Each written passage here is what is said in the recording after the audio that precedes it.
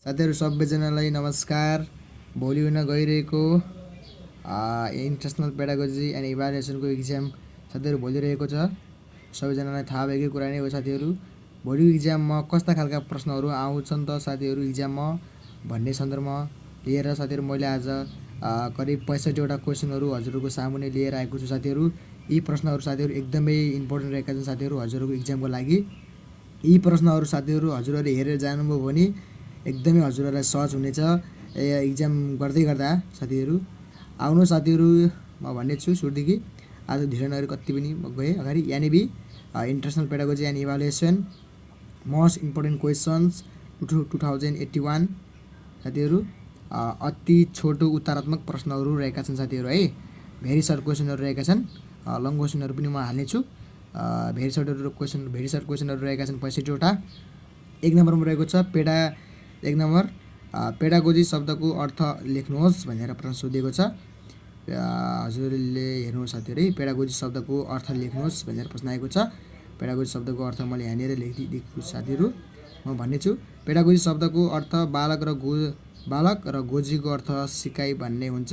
यसरी पेडागोजीको शाब्दिक अर्थ बाल सिकाइ हो।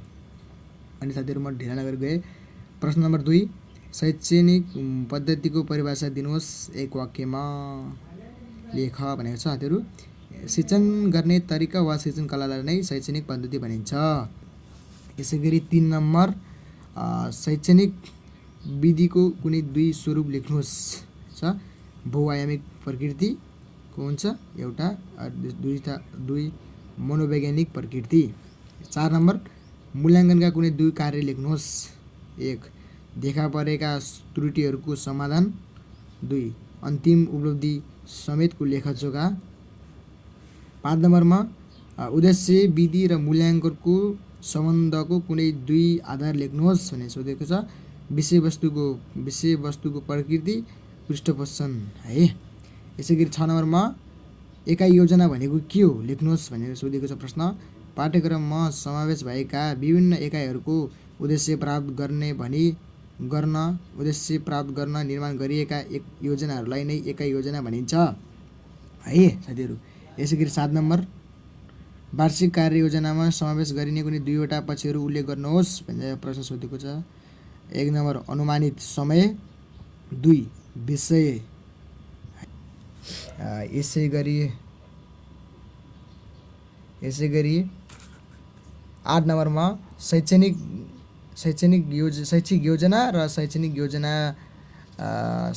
योजना र शैक्षणिक योजना बीच कुनै एक भिन्नता उल्लेख गर्नुहोस् भनेर सोधेको छ।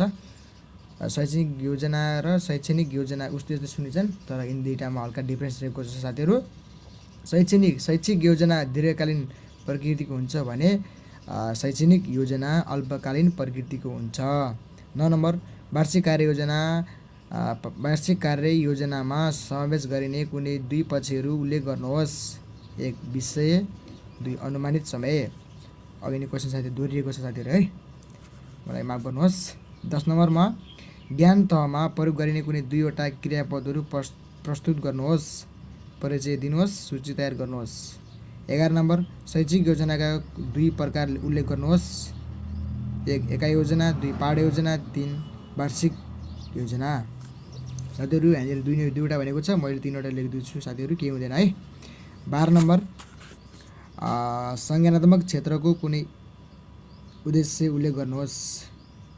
संज्ञानात्मक क्षेत्रको उद्देश्य लेख्नु भनेको छ साथीहरू, एउटा लेख्नु होला है, किनभने भेरी सर्ट क्वेसन हो, त्यसैले एउटा लेख्नुहोस्। बौद्धिक अभ्यासद्वारा विकास हुने व्यवहार प्राप्त गर्न सकिन्छ यसबाट। 13 नम्बर प्रश्न वार्षिक कार्यतालिकाको अर्थ बताउनुहोस् भनेर प्रश्न सोधेको छ। वर्षमा कति दिन विद्यालय सञ्चालन हुन्छ र कति दिन पढाइ हुन्छ भन्ने जानकारी प्राप्त गराउनु नै वार्षिक कार्यतालिका हो। 14 नम्बर शैक्षणिक उद्देश्यहरूको वर्गीकरणको सूची बनाउनुहोस् है। शैक्षणिक उद्देश्यहरूको वर्गीकरण अथवा प्रकार र वर्गीकरण भनेको साथीहरू एउटै हो है। 1 नम्बर संज्ञानात्मक क्षेत्र, 2 भावनात्मक क्षेत्र, 3 मनोक्रियात्मक क्षेत्र है। यसै गरी साथीहरू हाम्रो 15 नम्बर प्रश्न रहेको छ। मनोक्रियात्मक क्षेत्रको उद्देश्य निर्माणको पहिलो चरण कुन हो? पहिलो चरण प्रत्यक्षीकरण हो है। 16 नम्बर दैनिक पाठ योजना किन आवश्यक हुन्छ कारण लेख। दैनिक पाठ योजना किन आवश्यक छ साथीहरू? दैनिक पठन पाठनलाई व्यवस्थित बनाउन दैनिक पाठ योजनाको महत्त्व छ, आवश्यक छ है। 17 नम्बर विद्यार्थीलाई कक्षामा प्रश्न सोध्ने उपयुक्त 2 तरिका लेख्नुहोस् सोधेको छ। 1 स्पष्ट र पूर्ण प्रश्न सोध्नुपर्छ। 2 प्रश्नहरू मौलिक स्वरूपका हुनुपर्दछ। 18 नम्बर उत्प्रेरणा भनेको के हो परिचय दिनुहोस् भनेर प्रश्न सोधेको छ साथीहरू। उत्प्रेरणा त्यस्तो आन्तरिक शक्ति हो जसले व्यक्तिलाई कुनै कार्यतर्फ अग्रसर बनाउँछ। यसैगरी 18 नम्बर प्रश्न है। 19 नम्बर प्रश्न साथीहरू यसैगरी कक्षा कोठाको वातावरणको 2वटा सबल पक्षहरू लेख्नुहोस् भनेर सोधेको छ। 1 विद्यार्थीको पहिचान, 2 समाहित कक्षा कोठाको निर्माण। यसैगरी साथीहरू 20 नम्बर सोधेको छ शिक्षण व्यवस्थापन भनेको के हो 1 वाक्यमा लेख्नुहोस्। शिक्षकले आफ्नो शिक्षण कार्यलाई व्यवस्थित रूपमा सञ्चालन गर्न गरिने व्यवस्थापकीय कार्यलाई नै शैक्षणिक व्यवस्थापन भनिन्छ अथवा शिक्षण व्यवस्थापन र शैक्षणिक व्यवस्थापन साथीहरू एउटै हो है। यसैगरी 21 नम्बरमा प्रश्न सोध्नुको मुख्य उद्देश्य के हो साथीहरू है। विद्यार्थीका पूर्व अनुभवहरू पहिचान गर्नु नै प्रश्न सोध्नुको मुख्य उद्देश्य हो। 22 नम्बरमा कक्षा कोठा व्यवस्थापनमा उपयोग हुने स्रोतहरू के हुन् साथीहरू है। साथीहरू यहाँ के हुन् भनेको साथीहरू कतिवटा लेख्ने भनेर भनेको छैन, यहाँ जतिवटा छन् साथीहरू त्यतिवटा लेख्नु होला साथीहरू हजुरहरूले है। 1 नम्बरमा उपयुक्तता, 2 मा भण्डारण, 3 मा सम्भार, 4 मा उपलब्धता है। यसैगरी 22 नम्बर प्रश्न भयो। यसैगरी हामी जाउँ अब 23 नम्बर प्रश्न साथीहरू है। शैक्षिक सामग्री भनेको के हो 1 वाक्यमा लेख्नुहोस् है। शैक्षिक सामग्री भनेको के हो त? यो वास्तवमा साधन हो जसले शिक्षणलाई दिगो, अर्थपूर्ण, स्थायी बनाउँछ है। शिक्षण सिकाइका लागि प्रयोग गरिने सामग्रीहरू नै शैक्षिक सामग्री हुन् साथीहरू वास्तवमा है। यसैगरी 24 नम्बरमा दृष्टिविहीन विद्यार्थीका लागि उपयुक्त एउटा शैक्षिक सामग्री र अनुपयुक्त एउटा शैक्षिक सामग्रीको नाम लेख्नुहोस् भनेको छ।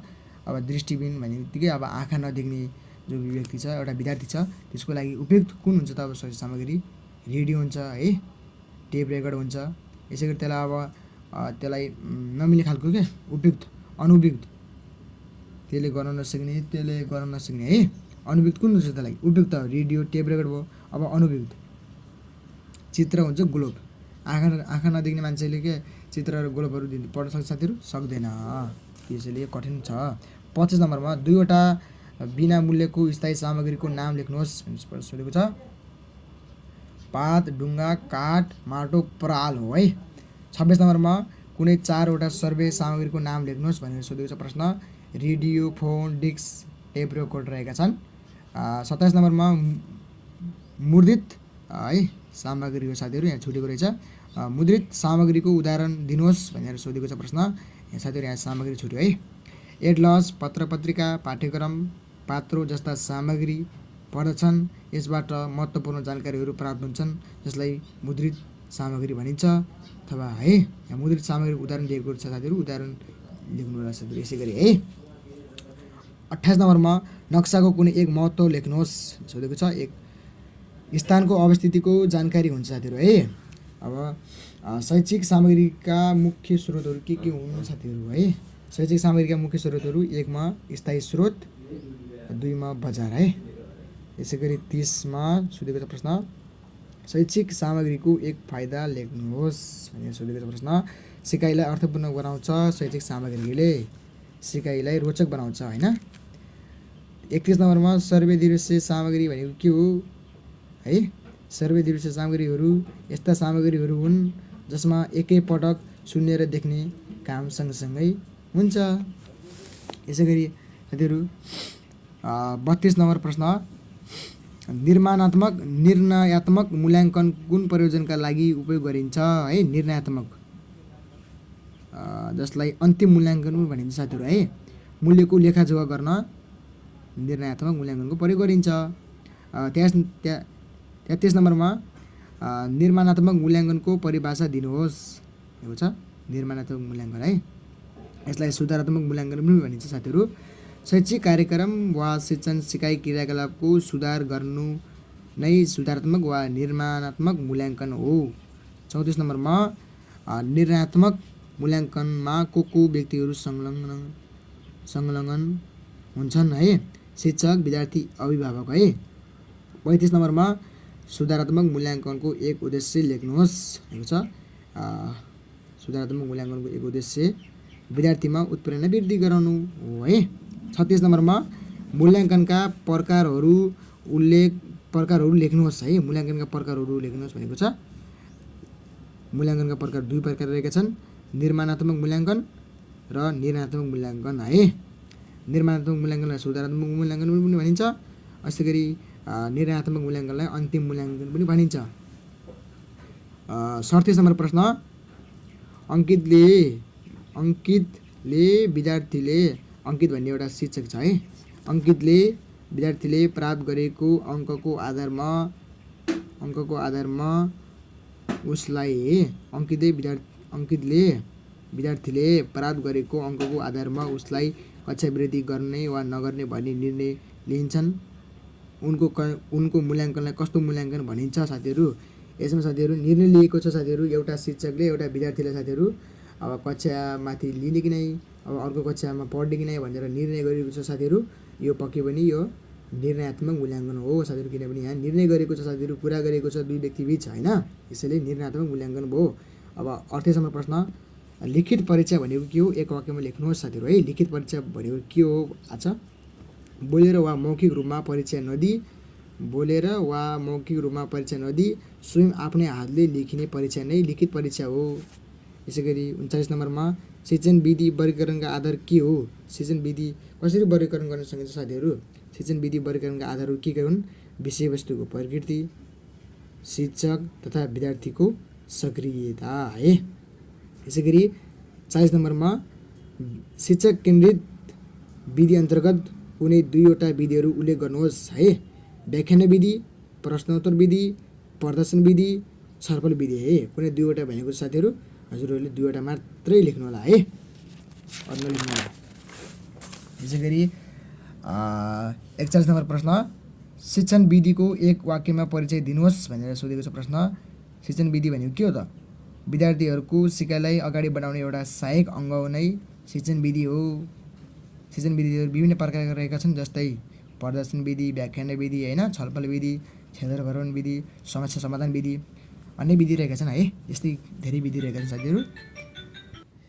यसै गरी साथीहरू 42 नम्बर प्रश्न, सोक्रेट्स विधि भन्नाले के बुझिन्छ साथीहरू है? सोक्रेट्स विधि भन्नाले प्रश्नोत्तर विधिलाई बुझिन्छ साथीहरू। यसै गरी 43 नम्बर प्रश्न, प्रदर्शन विधिको मुख्य विशेषता के हो भनेर प्रश्न सोधेको साथीहरू। प्रदर्शन विधिको मुख्य विशेषता सुन्ने र देख्ने दुवै भएकाले सिकाइ अर्थपूर्ण र दिगो हुन्छ साथीहरू है प्रदर्शन विधिबाट। 44 नम्बर प्रश्न, क्षेत्र भ्रमण विधिको प्रयोग कस्ता विषयवस्तुको शिक्षणमा हुन्छ? क्षेत्र भ्रमण विधि है। क्षेत्र भ्रमण विधि भन्ने बित्तिकै कुनै पनि ठाउँमा अनुसन्धान गर्नका लागि अवलोकन गर्ने साथीहरू है, भ्रमण जाने है। अब यसको कस्ता विषयवस्तुमा यसको प्रयोग गरिन्छ साथीहरू? अनुसन्धान गर्नको लागि, कुनै ठाउँको अवलोकन गर्नका लागि, कुनै पनि विषयवस्तुको खोज गर्नका लागि है। यसै गरी 45 नम्बर प्रश्न, कक्षाकोठा बाहिरको शिक्षण भन्नाले के बुझिन्छ भनेर प्रश्न सोधेको छ। विद्यालय वातावरणभन्दा बाहिरको शिक्षण हो कक्षाकोठा बाहिरको शिक्षण भन्नाले बुझिन्छ है। विद्यालय परिवेशभन्दा बाहिर सिकिने सिकाइ नै कक्षाकोठा बाहिरको शिक्षण हो है। 46 नम्बर प्रश्न, प्रवचन विधिका कुनै 2वटा सबल पक्ष लेख्नुहोस् भनेर प्रश्न सोधेको साथीहरू है। 1 नम्बरमा छोटो समयमा धेरै विषयवस्तुको शिक्षण गर्न सकिन्छ। 2 ठुलो समूह शिक्षणमा यो विधि उपयोगी हुन्छ है। यसै गरी 47 नम्बर प्रश्न, व्यक्तिगत अध्ययन विधिको कुनै 2वटा बेफाइदा लेख्नुहोस् है। 1 मा यसबाट सामूहिक सिकाइ हुन सक्दैन है। व्यक्तिगत बित्तिकै व्यक्ति स्वयंले गर्ने अध्ययन है विधि, यो विधिमा बढी समय लाग्छ साथीहरू। 48 नम्बर प्रश्न, मूल्याङ्कनको प्रयोग गर्ने एक कारण। मूल्याङ्कनको प्रयोग किन गरिन्छ साथीहरू? 1 श्रेणी निर्धारण गर्न, 2 सिकाइको सुधार गर्न है। यस्तै गरी 49 नम्बरमा मूल्याङ्कनका त्रिध्रुवीय तत्त्वहरू के हुन्? साथीहरू यो प्रश्न एकदम इम्पोर्टेन्ट रहेको छ साथीहरू है। मूल्याङ्कनका त्रिध्रुवीय तत्त्वहरू विद्यार्थी, विषयवस्तु, शिक्षक है। यसै गरी साथीहरू 50 नम्बर प्रश्न साथीहरू आधारभूत तह कक्षा 1 दिनका लागि कुन मूल्याङ्कन विधि उपयुक्त हुन्छ? प्रदर्शन विधि साथीहरू। 51 नम्बर प्रश्न विशिष्टीकरण तालिका निर्माण किन गरिन्छ? विशिष्टीकरण तालिका निर्माण किन गरिन्छ साथीहरू है? प्रश्न निर्माणमा एकीकृत ल्याउन है। 52 नम्बर प्रश्न परीक्षणको पुनरावलोकन र सम्पादन गर्दा ध्यान दिनु पर्दछ कुनै एक पद ध्यान दिनुपर्ने कुनै एक पक्ष उल्लेख गर्नुहोस् है। अब प्रश्नको कठिनाइ स्तर उपयुक्त हुनुपर्दछ है, यसमा ध्यान दिनुपर्दछ। प्रश्नको कठिनाइ स्तर उपयुक्त छ कि नै भन्ने कुरामा हामीले परीक्षणको पुनरावलोकन र सम्पादन गर्दा ध्यान दिनुपर्ने छ मुख्य गरी। 53 नम्बरमा सम्पादन भनेको के हो? प्रश्नमा रहेका है गल्ती भएको साथीहरू, प्रश्नमा है मिस्टेक भयो साथीहरू, माफ गर्नु होला। प्रश्न भन्ने राति लेख्दाखेरि साथीहरू मिस्टेक भएको रहेछ। प्रश्नमा रहेका कमी कमजोरीहरूलाई पूर्ण सच्याउने आधार प्रदान गर्दछ सम्पादनले। 54 नम्बरमा विशिष्टीकरण तालिकामा समावेश हुने कुनै 2 तत्त्वहरू उल्लेख गर्नुहोस् है। विशिष्टीकरण तालिकामा समावेश हुने कुनै 2 तत्त्वहरू लेख्नुहोस् भनेको छ। 1 जम्मा प्रश्न सङ्ख्या, 2 कुल परीक्षण समय है। 55 नम्बरमा राम्रो प्रश्नका मुख्य विशेषताहरू के हुन् भनेर सोधेको छ प्रश्न। प्रश्न विद्यार्थीको स्तर अनुरूपको हुनुपर्दछ। प्रश्न पाठ्यक्रमसँग मिल्ने हुनुपर्दछ। 56 नम्बरको लिखित परीक्षा बाहेक परीक्षणका कुनै 2वटा साधनहरू उल्लेख गर्नुहोस् है। लिखित परीक्षा बाहेक अन्य प्रश्न परीक्षणका साधनहरू के हुन् त? मौलिक, वस्तुगत है। यसै गरी 57 नम्बर प्रश्न परीक्षणको उपयुक्त ढाँचामा कुन तत्त्वहरू समावेश हुन्छन्? कक्षा, समय, संस्थाको नाम, वर्ष, तह, सिम्बल नम्बर है, उत्तीर्णाङ्क है। यसै गरी प्राप्ताङ्क पनि रहन्छ साथीहरू है। यसै गरी साथीहरू 57 नम्बर प्रश्न 58 नम्बर है। 58 नम्बर प्रश्न विद्यार्थीहरूको कस्ता व्यवहारको मूल्याङ्कन गर्नको लागि रुजु सूची प्रयोग गरिन्छ? असल र खराब मूल्याङ्कन गर्नको लागि रुजु सूचीको प्रयोग गरिन्छ। 59 नम्बरमा हेरेर मूल्याङ्कन गर्नुपर्ने कुनै व्यवहारको नाम उल्लेख गर्नुहोस् भनेको छ। बोली वचन, प्रश्न सोध्ने बानी है। 60 नम्बर प्रश्नको कठिनाइ स्तर कति हुनु उपयुक्त हुन्छ है र किन साथीहरू? प्रश्नको कठिनाइ स्तर साथीहरू जहिले पनि 0 देखि 1 हुनु उपयुक्त मानिन्छ साथीहरू, किनभने प्रश्न कति सरल वा जटिल भन्ने कुरा थाहा हुन्छ साथीहरू, छन् भन्ने कुरा थाहा हुन्छ है। यसै गरी 61 नम्बर प्रश्न उत्तर कुञ्जिकाको प्रयोगबाट हुने कुनै एक फाइदा उल्लेख गर्नुहोस् है। सही रूपमा अङ्कन गर्न सकिन्छ साथीहरू। यसै गरी 62 नम्बर प्रश्नको कठिनाइ स्तर भन्नाले के बुझिन्छ? प्रश्नहरू कति सरल वा जटिल छ भन्ने कुरालाई जनाउनु नै प्रश्नको कठिनाइ स्तर हो। 63 नम्बर प्रश्न श्रेणी मापनका कुनै 2वटा कमजोरीहरू उल्लेख गर्नुहोस् भनेर सोधेको छ। दक्षताको अभाव, पूर्वाग्रही हुन सक्छ। पूर्वाग्रही भन्ने बित्तिकै अब आफन्त मान्छेहरूको पेपर है, यस्तै कापी हो, इक्जाम हलमा इक्जाम कापी चेक गर्दाखेरि आफ्नो मान्छेहरूलाई नम्बर बढी दिने साथीहरू क्या। अब इक्जाम अब धेरै नलेखे तापनि अब आफ्नो मान्छे देख्ने बित्तिकै आफ्नो मान्छेहरूलाई हल्का नम्बर बढी दिने खालको पूर्वाग्रही हुनसक्छ है प्रश्नपत्र निर्माणमा। त्यही हो साथीहरू। 64 नम्बर नेपालको राष्ट्रिय जनावर गाई हो, यो कुन प्रकारको वस्तुगत प्रश्न हो? ठिक बेठिक खालको प्रश्न हो साथीहरू है यो। यसै गरी 65 नम्बर प्रश्न उत्तर अङ्कन गर्दा ध्यान दिनुपर्ने कुनै 2वटा पक्ष उल्लेख गर्नुहोस् है। प्रश्न उत्तर सङ्ख्या साथीहरू है। यति भन्दै साथीहरू म आजको यसबाट बिदा हुन्छ साथीहरू। यस्ता प्रश्नहरू साथीहरू आउने गर्छन् साथीहरू इक्जाम हलमा। साथीहरू हजुरहरूले एकचोटि हेरेर जानु होला साथीहरू है, एकदमै इम्पोर्टेन्ट रहेका छन् साथीहरू यी प्रश्नहरू साथीहरू। Very important for board exam साथीहरू। भोलि हुने इक्जाममा साथीहरू हजुरहरूले तयारीका साथ यसलाई पढेर जानु होला, राम्रो छ साथीहरू। बेस्ट अफ लक भन्दै हजुरहरूबाट बिदा हुन चाहन्छु। हस् त, धन्यवाद।